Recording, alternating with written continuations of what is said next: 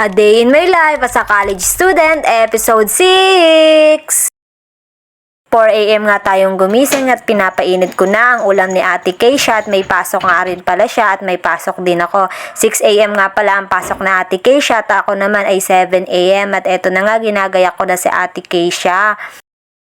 Eto nga pala ang hairstyle niya ngayong araw at nilagay ko na rin yung ID niya sa kay relo niya. Hindi kasi pumapasok yan na walang relo.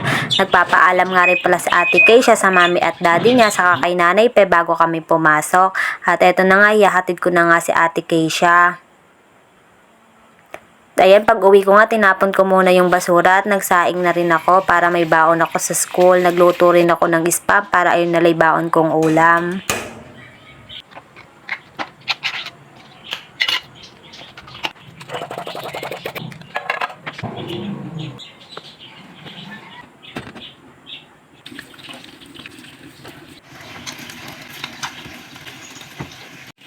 Nag-prepare na nga rin pala ako ng baon ko at eto nga, nagkubuha na ako ng sausawan sa kutsara at tinidor.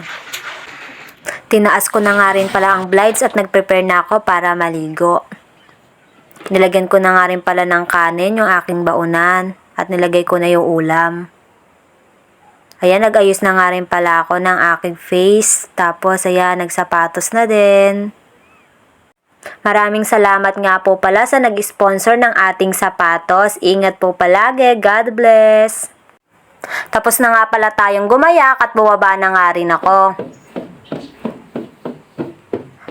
At eto nga guys, kalmado pa rin ang uni nyo kahit na malilate na. At eto nga, 6:55 na nga tayong nakasakay ng tricycle. Tapos eto nga, guys, napakaputik pa ng dinadaanan dito at 7:15 nakarating na tayo sa school. Buti na lang pala, kaya naman pala kalmado ang uning nyo at wala pa tayong prof.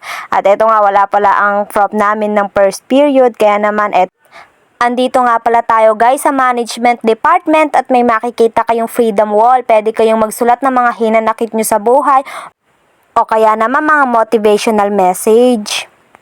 At eto nga, bumalik na ako sa room at tapos na ako magsukat at wala pang yung mga kaklase ko dyan, kaya naman nakapag-video ko. At bumili nga rin pala ako ng wipe sa kaklase ko at eto na nga ang aming second period, operations management. At eto nga, napakalaki nga pala na electric pa namin dito, kaya naman tanggal talaga ang init sa iyong katawan. At eto nga, 11 a.m. lunchtime na kasi nga meron pa kaming klase agad-agad ng 12 noon to 2 p.m. at 2 p.m. to 4 p.m. Kaya eto na, buti na lang wala yung last subject namin. Kaya naman maaga kaming umuwi. Ayun lang guys. Thank you for watching. Bye!